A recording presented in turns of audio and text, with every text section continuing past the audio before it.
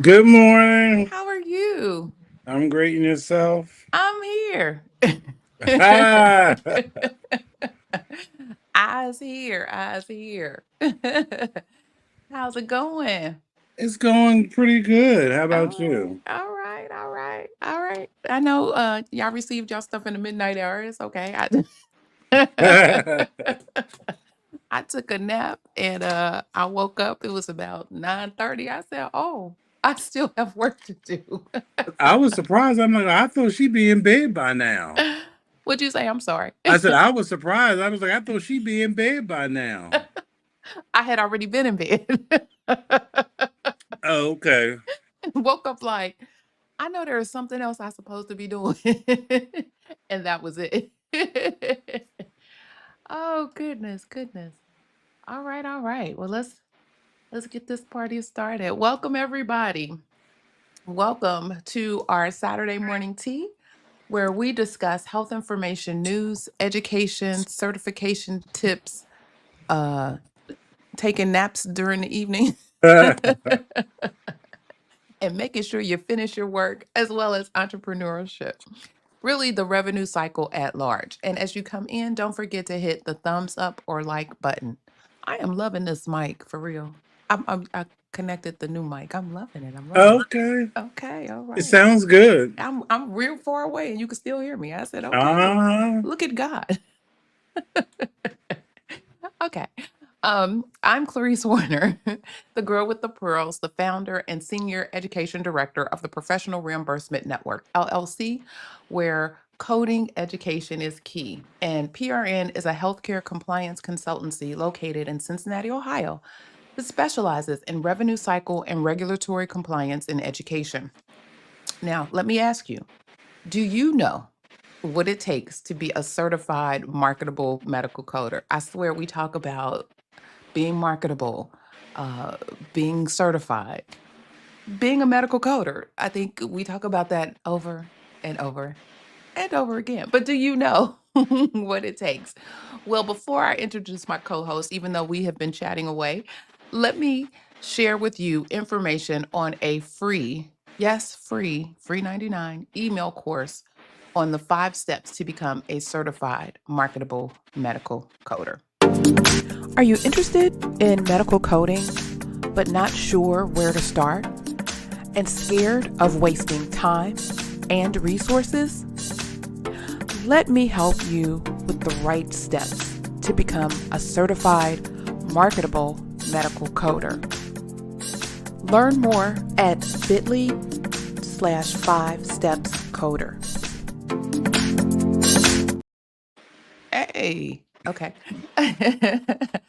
If you are interested in getting more information about the 5 steps to become a certified marketable medical coder, check out the video description for the link.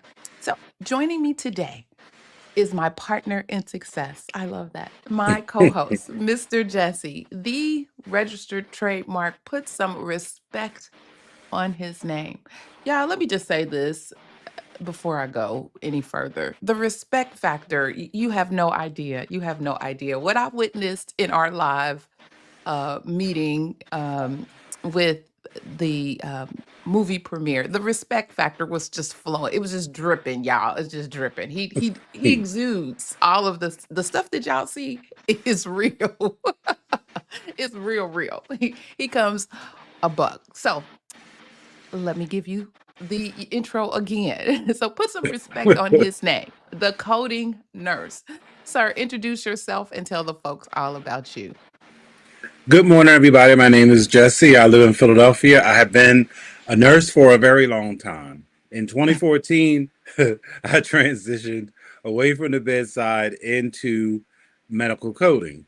And during the pandemic in 2020, I created a company called the Coding Nurse LLC, where I help nurses and other people in healthcare with a clinical background transition into the wonderful world of HIM.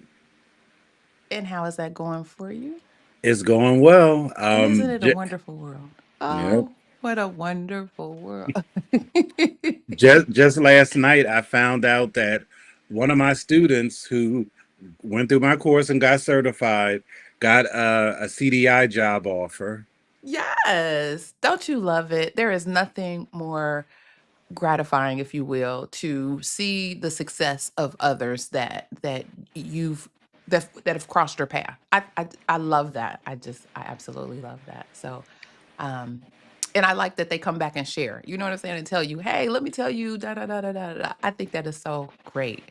Um yeah, yeah. I have a student that he was was he my yeah, I think he was my first male student. And I'm like, what you doing here? You know, and he was he's an African American male. And so I was shocked to see, him in my class, but he did his thing, he jammed. And then, I see him, he's in a local band and I see him all the time. And I have two students that whenever they see me, they call me Teach.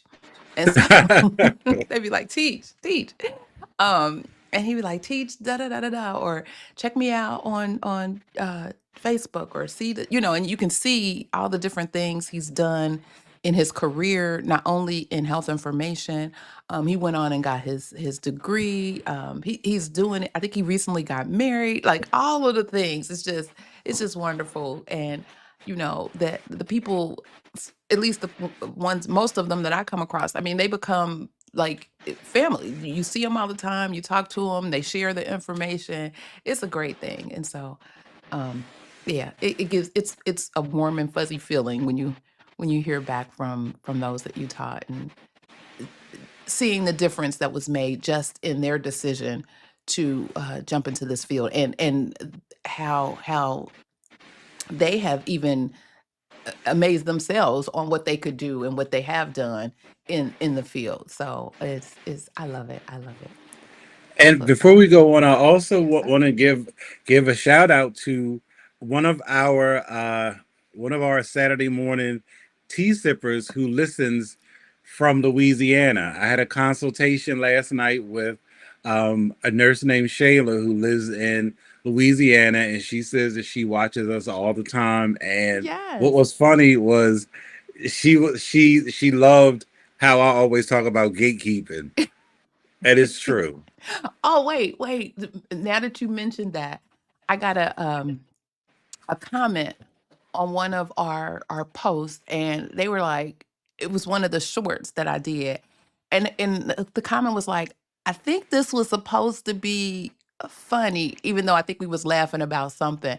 She's like, but I learned something. But could you expound on the compassionate sacrifice? Oh,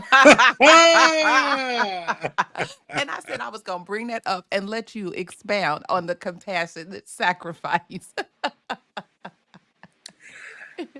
compassion and sacrifice has stuck with me. It's got to be about a year now. It has. Gotta be.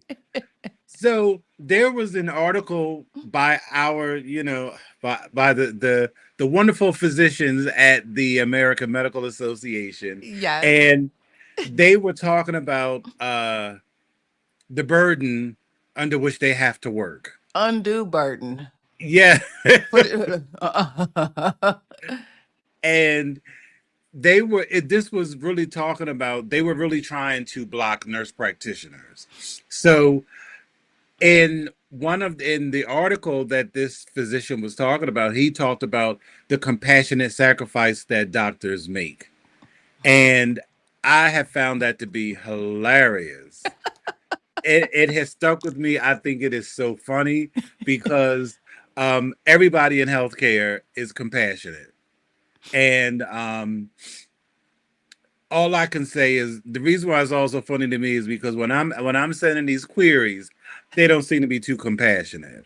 And when I ask them to clarify their diseases, they don't seem to be too compassionate. So this compassionate sacrifice is something that I don't see Oh.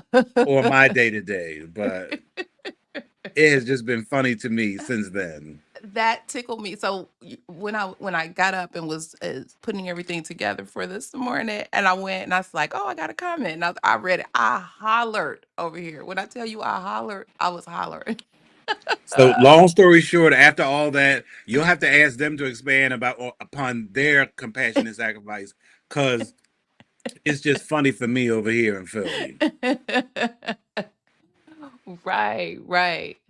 Oh my goodness. Let's see who we got in the house. Well, welcome Shayla So, for watching. Good morning, Tanika. Good morning. Good morning. Good morning to our on the street correspondent, the crafty coder. Good morning. Good morning. Good morning, Miss Carolyn. Everybody's laughing. hey, Renita. Good morning, Renita. Good morning. Good morning. All right. All right. All gang is in the house. We all in the house. All right. All right. So, let's see. Let's see. Before we jump in, for those who may be new and watching us or even watching the replay, let me remind you that you can join in and add to the conversation, even after the fact, because I do check comments. um, don't be shy. Your opinion matters and is welcomed here. We love to see what your thoughts are. Most of y'all should be on Comic View quietly, but we love to see the thoughts and opinions that our viewers have. So please use the chat. Use the chat and let us know what you think about the information that we're providing. Again, we're providing information and we're giving kind of our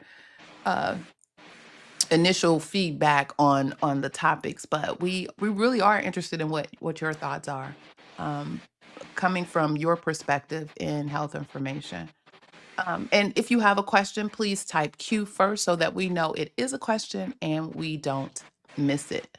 So, for those of you who are just joining us or watching the replay, today we are talking about the IPPS 2025 Housing Codes Shakeup Healthcare Data. But first, let me get into my church. This was the other thing I didn't do. Let's get into our church announcements, shall we? Shall we?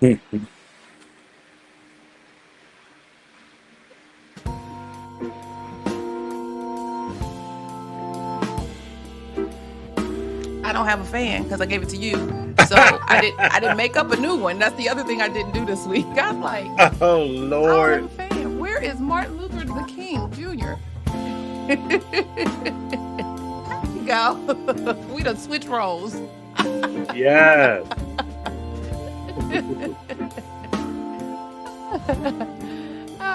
I was like, I'm fanless. I'm fanless. So maybe I just go into the double clap. Yes. There you go.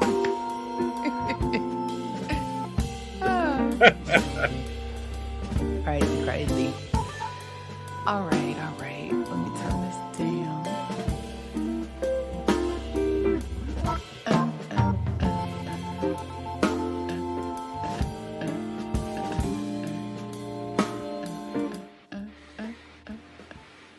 Oh, that was real low.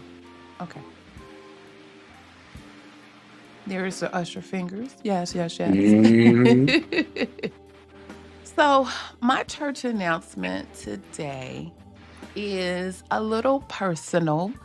Um, I watch, I have a couple of creators that I watch, and they have what's called Dream Talk. And I love when they do Dream Talk. And Dream Talk is kind of when they just really dreaming out loud. They just talking about the things that they want to do or things they want to experience. They don't even know. And oftentimes the dream talk is way bigger than anything that they could ever think or that they could possibly do. But the beauty of it is, as I've watched them and I've followed these folks for years, those dreams come to pass, and it's a beautiful thing to see when that happens, and how just speaking it into existence, and putting in the work and the follow through and just all of the things. It's a beautiful thing. I call him. I always when I comment on him, I'm like, you are a walking masterclass to me. I see it every time. You say you're gonna do something or you try and he's just trying. Like, I don't even know how to do this, but I want to do it, and I just try to figure out. And I kind of do the same thing in my life on different occasions, and it's like, well, I know just like when we were live, I was like, I know this can happen. I know we can put this together. I don't know how, what, but I know I need this, that, and the third. Go get it, put it together, connect it, and say a prayer that it all works. So they have this thing called Dream Talk. Well, anyway, so we're gonna have our little session of Dream Talk for today. so so um I don't know if you know, and I have a huge whiteboard in my office, and I write all kinds of things on it. And one of the things I have is be open to your dreams coming true a different way. So even though you may dream it and you think maybe it'll happen this way, you'll be surprised things happen in a different way. Well, I've been talking about writing a book for several years. I've reached out to some folks to see if they want to partner, and yeah, that book hasn't come out yet. I actually have put the finishing touches on my original book, which I'm still going to do. Um, um, when the time permits itself. So I have like two books in my head that I just want to kind of throw together. But over the when I got back home this week on Thursday, we had a group have a gathering to commemorate our book that we wrote. So I am in a poetry book. I wrote some poems. It's Mindful Poetry Moments. And I have two poems that were submitted and placed into the book. And I was just over the moon. I invited my husband, like, you want to go? I didn't tell him where we were going. You know, I'm good for that. I took him to Vegas one time and he didn't even know where we were going. And he was lightweight upset with me because he didn't know, like, well, what should I pack? I was like, just pack some stuff and bring your camera. That's all you need to do. But so he was like, can I bring my camera this time? I said, sure, bring your camera. So he came down, he was taking all kinds of pictures. He'd be in his element when he's doing photography. But anyway, so I was so excited about, you know, it's a for real book. It got the little ISBN number. I mean, it's real. It ain't something that, you know, we glued together. And there are children in the book. So it was great. So we actually had like the poetry reading. We got together. People were on Zoom. I was peeping out how he connected. It was a whole thing on the tech side. I done took pictures of his, you know, I'm always watching people set up. I was like, what? Wait a minute, hold up. So I done took pictures. I was like, oh, that's how we gonna do that. um, but yeah, so I am an author and poet. And so I just want to share that with you all. Yay. Thank That's you. Thank you. congratulations. That's Thank you. huge. Thank you. Thank you. So yeah, let me show.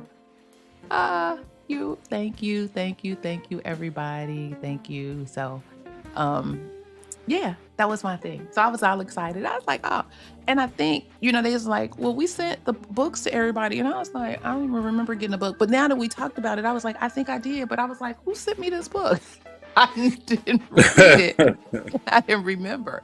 So what we did, they do it in April. So if anybody is interested, because these people, the authors are all over the world. If anybody is interested, let me know. I can connect you. In April, we get together once a week, and it is, they select poems. They have a facilitator. We get on a Zoom for about an hour. We read the poem, we talk about the poem, and then they give us a prompt. Look, we become AI. They give us a prompt. And in 10 minutes, you have to kind of write a poem or write something about using the prompt that they gave. And then if you want to edit it, they have a whole editing session in May. But they really just want what your raw feelings are right there in the moment in those 10 minutes. So I did 3 of them. But I didn't realize the third one was on the opposite page of one of the ones I submitted, because I was like, I know I did another one where I didn't, so I didn't submit that one. But it was fun. It was an experience to do, and like I said, it's open to anybody. It doesn't cost you anything to be a part of either coming to the Zooms or even being in the book. So if anybody is interested, let me know. I can definitely connect you um, um, to this project. Yeah, and it's fun. Good morning. Good morning. So that was my church announcement. Good morning, Raquel. Good morning. Yes, I still owe you a phone call. I know. All right, y'all. All right, y'all. Mr. Jesse, do you have any church announcements for the good of the people? The only church announcement I have is just we talk about it all the time, but my church announcement is for everybody who's watching or will watch. Go after what you want. Mm.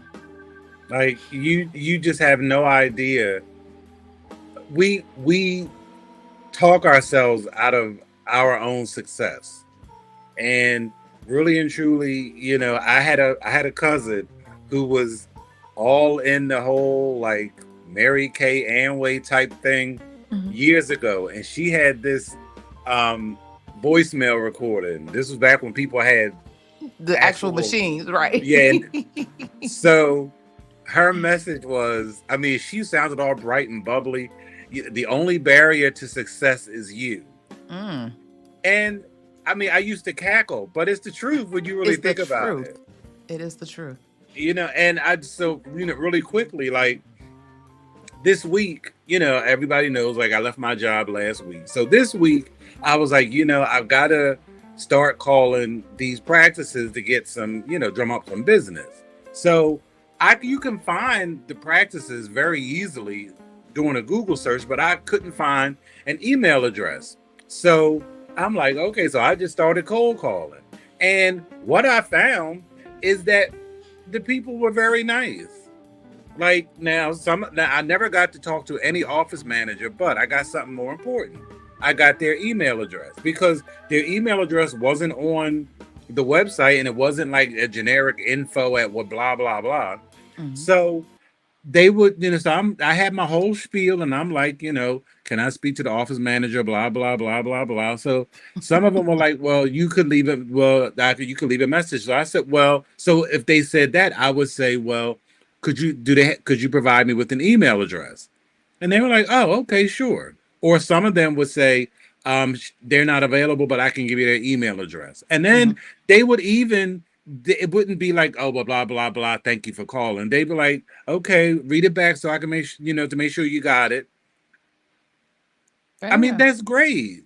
Yes. And it's a positive experience because you just don't know. Like all you have to do is just do it. And Mm-hmm.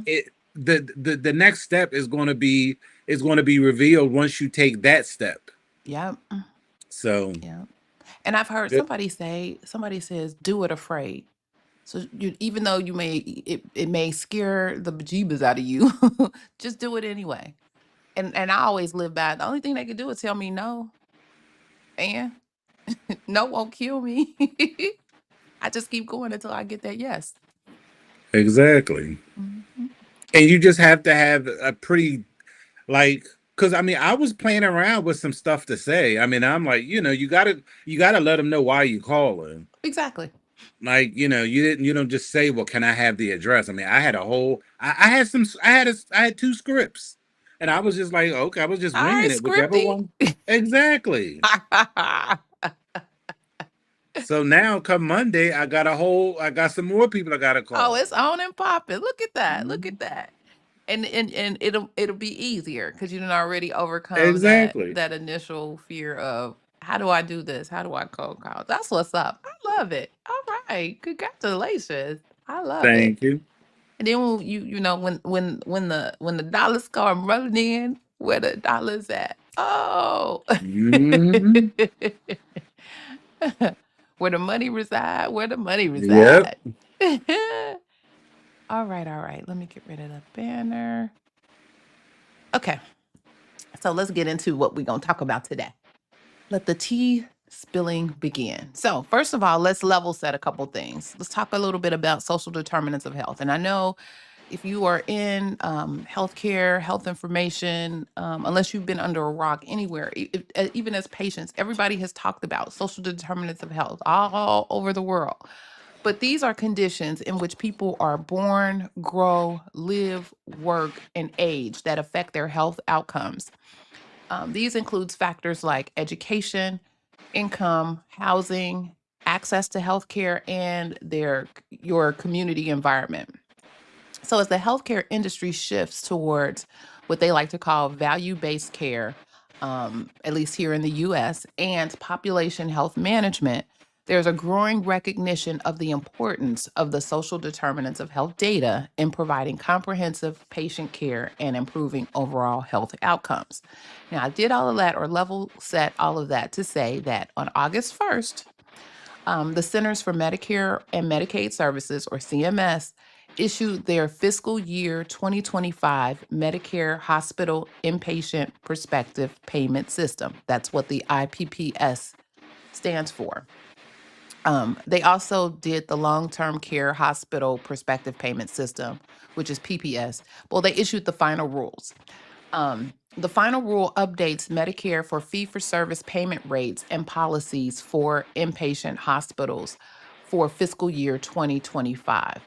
So CMS pays acute care hospitals, with a few exceptions specified in the law, for inpatient stays under the IPPS. CMS will set base payment rates prospectively for inpatient stays based on the patient's diagnosis, the services and treatment provided, and severity of illness. Subject to certain adjustments, a hospital receives a single payment for each case, depending on the payment classification assigned at discharge. The classification system is under IPPS, the Medicare Severity Diagnosis Related Groups, or MSDRGs. I hope you learned that in your coding class. Let me just say that. Oh, Shots fired. Pow, pow, oh, pow, yeah. pow, pow. But anyway. That was some nasty work. Oh, Oh my gosh. Okay. I couldn't resist. I was like, wait a minute, hold up. So anyway, so one of the CMS puts together this fact sheet that talks about all of the things that are in the IPPS final rule, and you can find also the final rule in the Federal Register, and it's comprehensive. It's probably 100 or so pages. But remember, before they do the final rule, they have a proposed rule. And so they have a 60-day comment period where people can provide comments. So all of the comments, all of their responses to the comments, all of the things that led up to the final rule is in that larger document that is published in the Federal Register. CMS just does a quick and easy, here are the cliff notes, if you will, of the final rule. So one of the things that is in there are resources for treating patients with inadequate housing. So the IPPS payment is made based on the use of hospital resources in the treatment of an individual's severity of illness, complexity of service, and or consumption of resources. So generally, a higher severity level designation of a diagnosis code results in a higher payment to reflect the increased hospital revenue use. So they looked at some data. They did a whole data analysis of the impact on resource use generated using claims data, and CMS is finalizing the proposal to change the severity designation of the 7 ICD-10-CM diagnosis codes that describe inadequate housing and housing instability from a non-complication or comorbidity, so a non-CC, to a complication or comorbidity, to a CC, based on the higher average resource cost of cases with these diagnosis codes compared to similar cases without these codes. So this builds on their policy from last year for diagnosis codes describing homelessness. For example, they had unspecified, sheltered, and unsheltered. And the category that these codes all sit under is in the Z codes. Z59 is the category. So this final policy also aligns with the Biden-Harris administration's broader work to recognize the influence of social factors on health and resources, including efforts of the U.S. Interagency Council on Homelessness, which recognizes housing stability as essential to the health and well-being of individuals and families. The finalized policy will more accurately reflect the resource costs associated with each healthcare encounter when hospitals take care of people who have inadequate housing or have housing instability, and will also improve the reliability and validity of the coded data, including in support of efforts to advance health equity.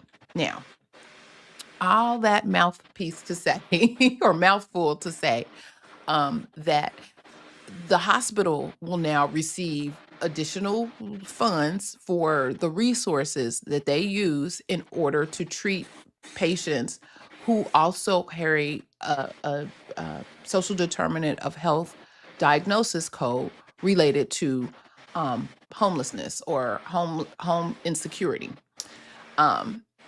We've talked about this a lot where, it's like, well, why won't they collect the data? What are the incentives? So here is an additional incentive for folks to begin to collect the data around social determinants of health. But let's think about the significance of the IPP. And Mr. Jesse, you can jump in anytime. IPPS 2025 final rule in recognizing the impact of housing instability on healthcare resources and its role in advancing health equity through the social determinants of health data collection for use. So a couple things. Go ahead.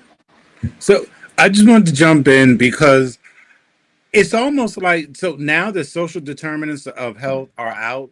It seems like it's a no brainer, and it's like they should have done this a long time ago. A long time ago. And now that social determinants are a thing and they are a CC, it is amazing how you can connect the dots because everybody knows I was doing inpatient CDI, and I've had patients who were homeless. I've covered patients who were homeless, and you can see how, I mean, logically, how someone being unhoused can affect their ability to care for themselves and receive care. Mm-hmm. And you can really see the resource, how resource intensive those Mm-hmm. people are, because they're going to be repeat hospital admissions, because if you're on the street, how can you get adequate wound care? If you're on the street, how can you reliably go to dialysis? And then Right. because of AI, they have these auto suggested codes. It is amazing how many social determinants of health codes come up, and when you look at them, it kind of it can also help guide you to caring for this patient. Like Mm-hmm. somebody who, let's say you have an older patient who recently lost her husband. That could be, that could be a possible screening for depression. Or does this person exhibit, depression symptoms? Mm-hmm. Are they, is there, because of the disruption, I think is disruption of family or something. Mm-hmm. But also, is that a financial burden now because there's less money? So is this person non-compliant with their medicine because they've had a family disruption and they no longer have the money to buy their medication? So it is very, very, the social determinants of health are a very good indicator of how to care for someone clinically, and what can impact, and how these social determinants can impact their health. Mm-hmm. Mm-hmm. And to your point, like even with non-compliance, clinicians oftentimes they're scratching their head like, oh my God, we told them to do A, B, and C. We've given them the prescriptions and the medication to do so. Why are they not doing? Well, this connects the dots, making sure they account. But the thing is, they have to, only because now there's a financial incentive, are they now like, oh yeah, let's do it, let's do it. Regardless of that, these things have been happening for decades. So why wouldn't you capturing that? And the codes have been there. It's not like, the homelessness code, I think expanding that particular category has been new. But the social determinants of health, these Z codes have been there for forever. And only because money is tied to it does it make sense to actually use them. It made sense to use them when you're trying to figure out, well, why is this patient non-compliant?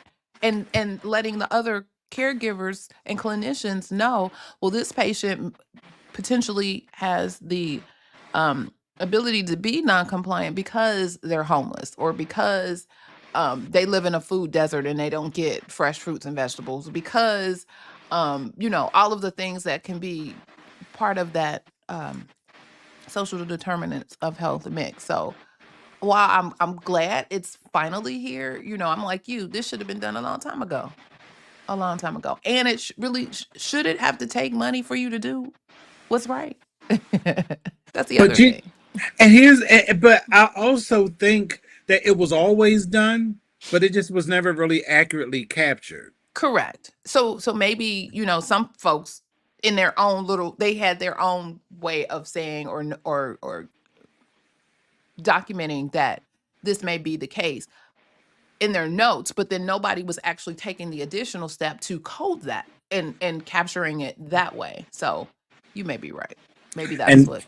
Let's right, give them the and benefit of the doubt. right, because there's always been, I mean, case management has always been involved with people who can't afford to buy their medicine, or Yes. and as a nurse, you see people who come in there all the time because they ran out of their medicine or they're not taking their medicine. But you got to dig a little deeper. Why aren't they taking their medicine? Right. So now that social determinants of health is a thing, and they're really talking about it and putting it on people's radars now, because people are capturing it. Now you have the data to support what has been going on for decades.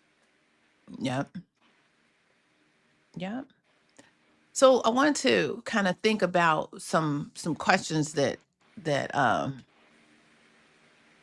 came to my attention about making sure this is done in the right way. So one of the questions was, what ethical considerations should we be mindful of when collecting and using social determinants of health data? Um, and it says, in light of the IPPS 2025 final rule, we must consider fairness in reporting. So, with the change in severity designation for inadequate housing codes, we need to ensure all eligible patients are properly identified to avoid disparities in reimbursement. We also need to look out for the potential of overcoding, because it's going to be a thing. So we must be vigilant against any temptation to over-report housing instability for financial gain. You know how folks like to play with the church's money. And then look at patient dignity. While collecting this data is important for care and now reimbursement, we must do so in a way that respects patient dignity and doesn't stigmatize individuals. And we all know that's really a thing in the not only in the acute care setting, but in any type of healthcare setting, is providing the dignity to the patient. They already know they coming in a situation. Um, be mindful of that. Be mindful of that, and take care of them appropriately, regardless of that particular situation in which they're coming in. Um, it says, how can we ensure that social determinants of health data collection doesn't lead to discrimination or bias in healthcare delivery? So the IPPS rule actually helps this, or addresses this, by recognizing the resource intensity. So by changing the severity designation, it acknowledges the real impact of housing instability on care complexity. It encourages comprehensive care. So this change incentivizes hospital to address housing issues as part of overall patient care, and then promotes equity, while it aligns with efforts to advance health equity by ensuring hospitals are fairly compensating for addressing the social determinants of health factors. What else? Let's see. What changes in coding and documentation practices are needed to better capture social determinants of health information? So again, the rule highlights the need for precise coding. So coders must be trained to accurately distinguish between the different types of housing instability. Comprehensive documentation, and that leads to the specificity. And so the documentation needs to specify specifically what has happened, so the coding can be captured accurately. Clinicians need to thoroughly document the housing status in patient records, regular audits to ensure that the new CC designations are being applied correctly and consistently, and then integration in EHR. So systems should be updated to flag these codes and prompt for additional SDOH information. I know, Mr. Jesse, you just mentioned that with the predictive code suggestions or suggestive coding, you've seen a lot of SDOH information come through. Hopefully, folks are now, well, I guess they should have been always paying attention, but hopefully they're paying attention and doing the additional work to dig in to make sure if they see the documentation that supports that they are also adding those particular code to the case. Because I can tell, like from a CDI perspective, honestly, like most CDI only pay attention to something that's a CC or an MCC or is going to increase the SOI and the ROM. So we know that some of those codes will, like homelessness, and there's like I think there's another one that I see, but definitely that one. So anything that's going to increase, anything that's tied to money, they're going to get on it. Now the coder will code a lot more, but I try to pick up as much as I can that I can validate. But so what training or skills do health information professionals need to develop to work effectively with social determinants of health data? So again, in response to this rule, professionals should develop updated coding knowledge. So they should have some familiarity with the new severity designations for housing instability codes, resource utilization analysis, so the skills to track and analyze how these social determinant of health factors impact hospital resource use, policy awareness, understanding how social determinants of health data ties into broader health equity initiatives and reimbursement policies. And you may even now start to see specific policies, institutional policies. So the organization may have specific policies that you also would need to be made aware of as well. And then ethical coding practices, the ability to navigate the balance between accurate coding and the potential financial incentives. Again, that's a tightrope right there where it's like, oh, well, just somebody just said homeless, slap this on, slap, there's a balance in making sure that the documentation is there, and folks won't all of a sudden see a gazillion homeless people in these hospitals because they're trying to get this incentive. So be mindful of that. Because of course, y'all know this is about the government. The government gonna be watching. They may not be watching this year or next year, but give it 3 to 5 years. They'll be watching and picking up on these as well. And then how can we improve patient engagement in providing accurate and comprehensive social determinants of health information? So we can explain the impact and help patients understand how accurate housing information can lead to better care and outcomes and resources for them. So if they would let us, because sometimes people like, I didn't come here for that. I came for you to fix whatever is ailing me. Whatever else is going on in my life is none of your business. And so, you have to, again, be compassionate and listen to your patient. And from what I've seen, especially as I've traveled into some large cities, especially those that have like the camps and all of those, it's a whole community and it's a whole culture, and you have to have some cultural sensitivity to the people that come from you from that's a different culture, and understanding that. And so, and the empathy that is required for that as well. And so as healthcare providers, particularly those frontline healthcare providers, you have to bring that to the forefront when caring for these types of patients. Also, assure non-discrimination. So clarify that this information won't be used to deny care, but to provide more comprehensive services.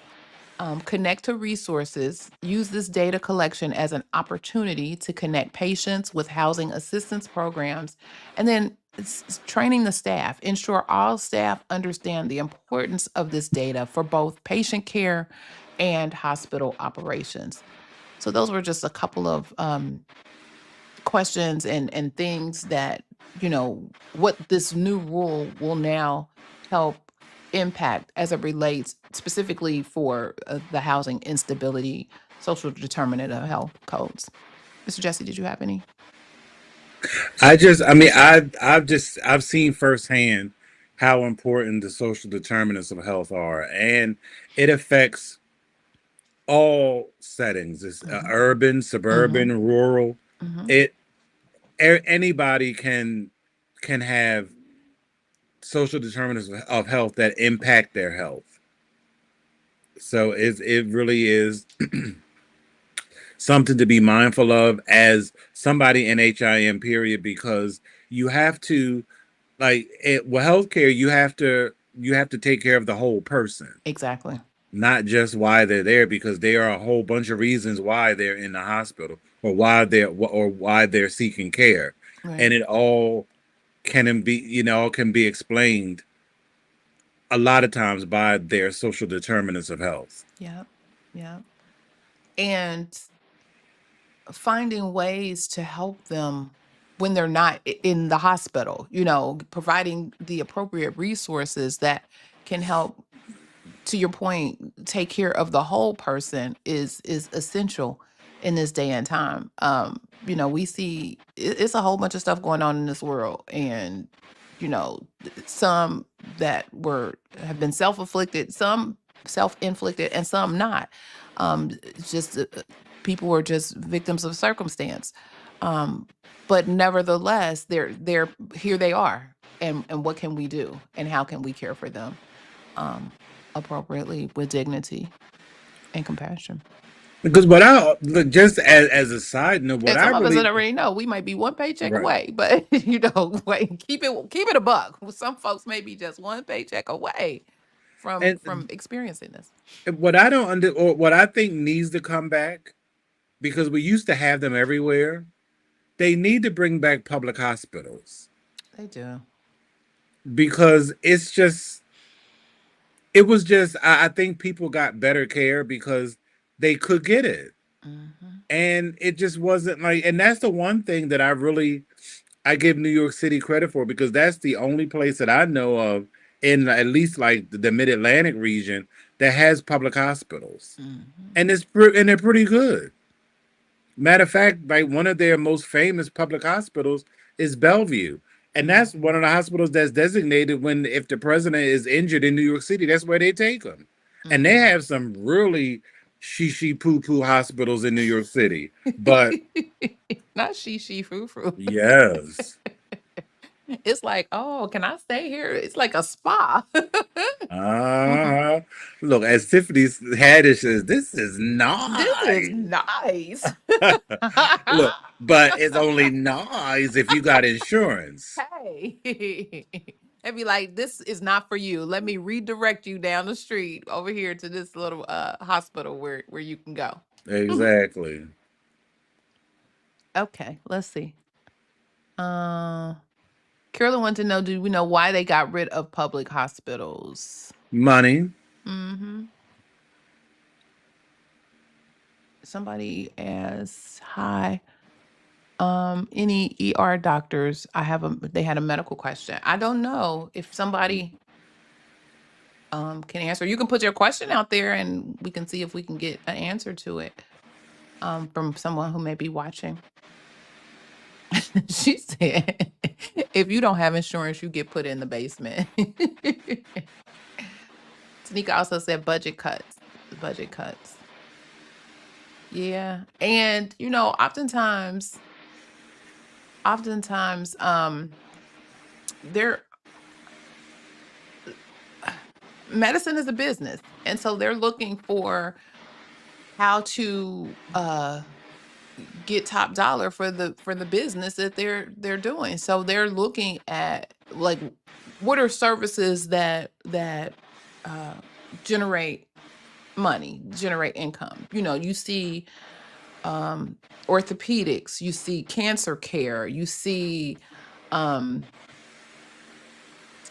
cardiac care. Those are things that have high dollar price tags. And so a lot of, there'll be two hospitals sitting right next to each other telling everybody they got the best cancer care or the best cardiac care or whatever, because they're trying to generate that business, and they know that's a high price tag, that's a high dollar ticket item um, for the facility. So they're going after that. So your general care, your internal medicine, it's not as sexy, it's not as lucrative. You don't get, unless there's some kind of anomaly that walks through the door, or some new kind of thing that you would see primarily at, I guess, probably your academic medical institutions. But still, they like, we don't want that.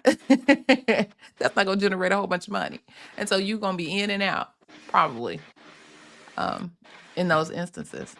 And then and what people don't understand is you're still going to be impacted by it, Mm-hmm. because whether you are a public hospital or not, because I've also had patients who are older, and they're no longer able to take care of themselves. Like, they Mm-hmm. cannot be discharged to home. Mm-hmm. And can I tell you, those people can lay in a hospital for a month waiting to be placed because they don't meet criteria for this facility, or Yeah. they have to be able to do meet this criteria in order to qualify for that facility. Mm-hmm. And then I've even had people, while they're waiting, develop complications. Mm. So then it just becomes a very, very vicious cycle. Right. And think about it, while you go to the hospital to get care for whatever ails you, you in a hospital with other sick people. Folks are sick. Stuff is floating. Nosocomial infections are real. Like, stuff is out there. You don't want to be in that hospital, for real, for real. I, Oh. I had a case where this woman was getting discharge instructions and aspirated and Mm, ended up on a ventilator. I mean, they were mm, getting ready to. mm. It's Yeah, it's just a the longer you're in, the chances of something going left is there. So you don't know. No. But yeah. then if you're unfortunately have to figure out, because they can't let you go, especially if you need that kind of, they can't release you. Um and some of these, well, that's a whole other conversation. Some of these long-term care facilities, Lord Jesus, they need Oh, prayer. It's a mess. It's a whole mess. And then you have those that are, we talk about, this is not like country clubs exclusive. Like, you gotta have a key to get in. And that's unfortunate. There should be, I know there are certain criteria for nursing homes if you accept Medicaid and Medicare payments. So you have to have a certain number of beds, but those beds are usually gone, and they only have so many of those. They're not the majority. They are really, really the minority of beds. So they may have two or three Medicare, Medicaid beds, and unless something is happening, and there usually isn't a quick turnover for those particular beds. Those people will be there for a while, so then they can't accept any new ones. But then it's not like they're building long-term care facilities on a regular basis, right? They're not building. exactly. And So then and it's really sad, but people don't. I don't think a lot of people understand the good morning, Tiana. difference. The Yeah. difference in how you are, what kind of care you get when you're on Medicaid Mm, compared to. I mean, I've been in long term care facilities where people who are on Medicaid have the crank up beds. Like, they can't even push the button and raise themselves. Somebody has to literally go to the end of the bed, bend down, and crank it up to mm, elevate you. Then you have somebody across the hall. They have a darn near a remote control bed. Mm. It's sad. It It's sad. is. And you're right. They're very visible differences in, because again, we just had to make sure they had a bed. They didn't have to have the top of the Mhm. line bed. They didn't have to have da da da da da. Folks know how to hold on to the dollars that they get and manage it. So yeah, we'll give them the crank up bed.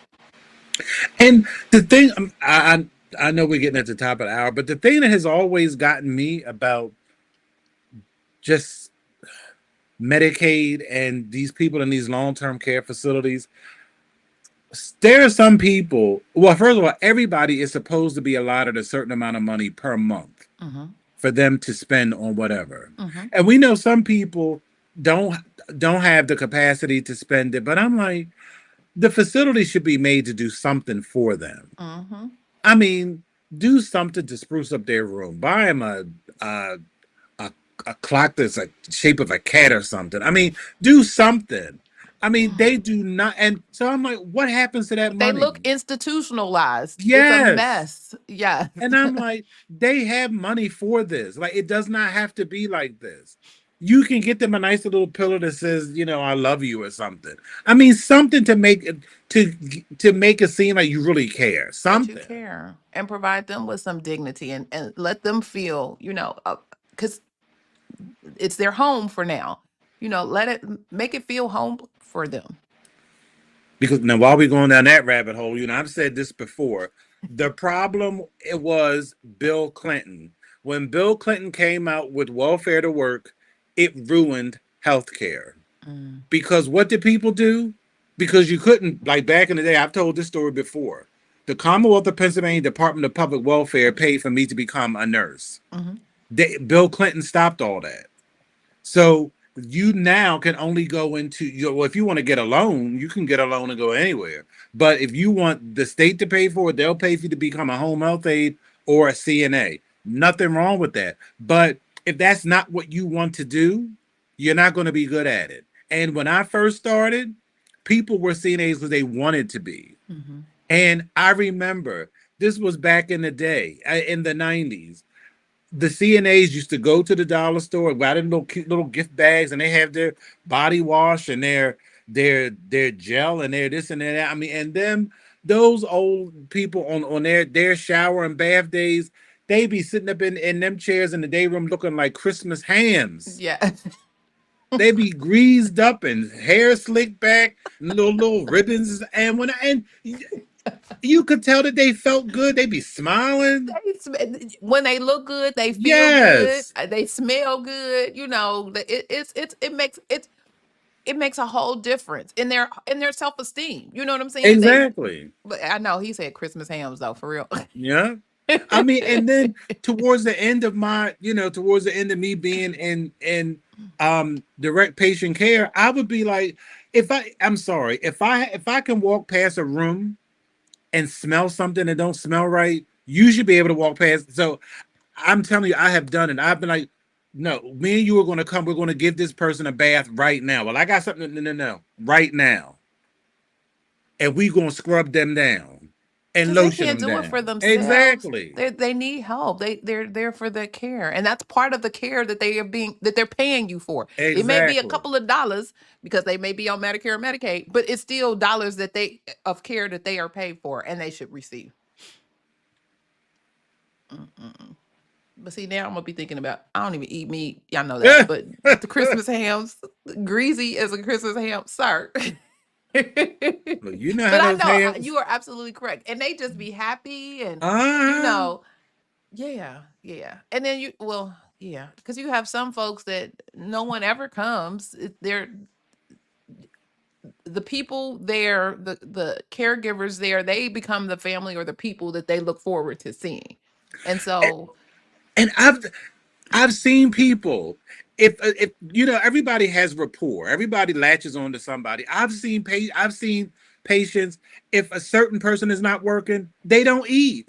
here They just refuse. they Nobody. refuse. They But don't somebody come doesn't out. go They in. won't come out the room. They Mm-mm. won't socialize. They won't whatever. And they have considered that person their family, and Yep. that's who they're looking for to see.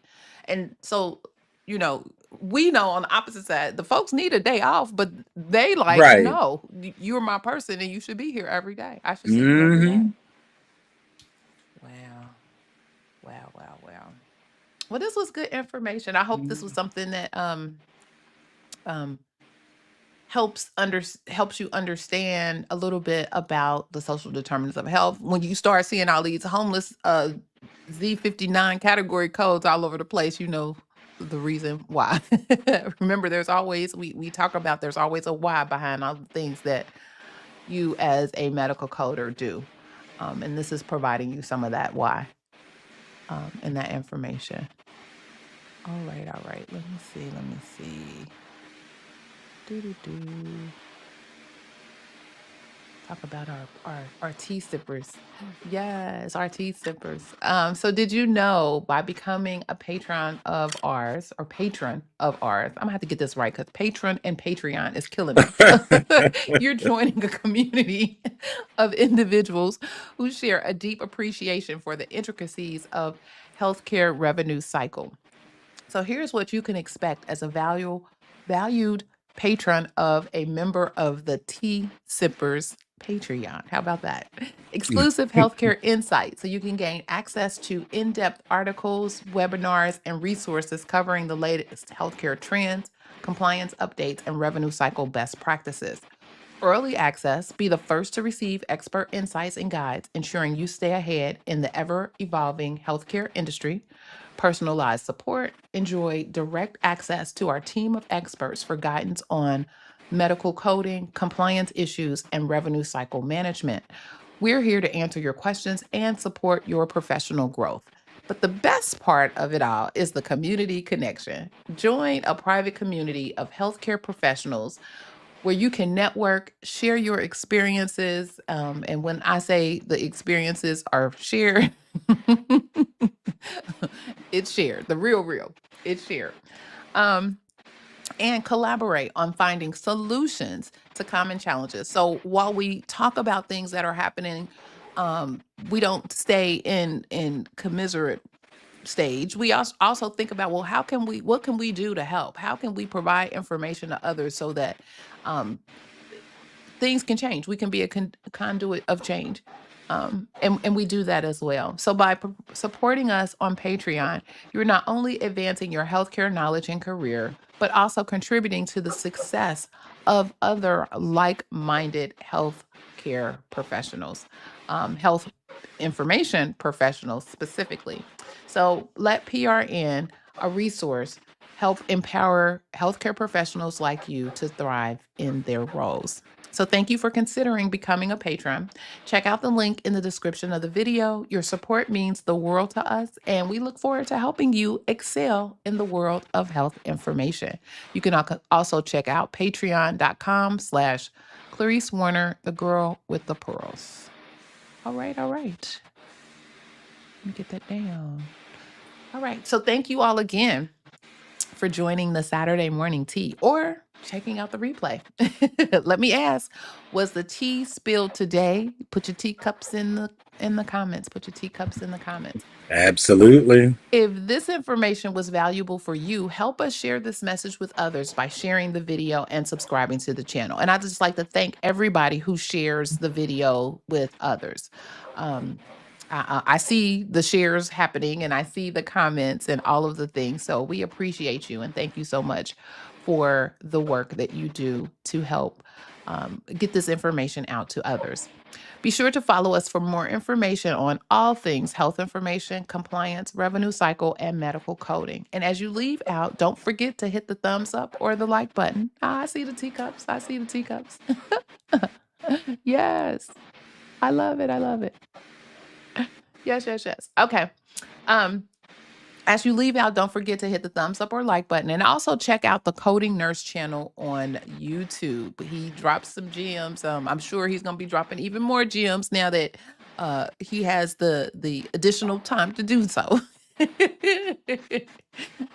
Stay tuned. Stay tuned. Some things will be dropping very, very soon. So, this is Mr. Jesse. Do you have any final thoughts before we wrap up for today and go into our No, next session? another great week, and I'm just glad to be part of this amazing platform. And we're glad to have you. Definitely, definitely. So this has been a great session today.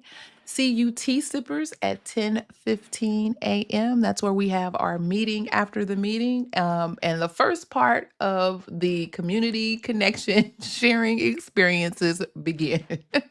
So again, thank you all for joining. And remember, be safe, be kind, and don't wish for it, work for it. Until next time, take care and have a great weekend.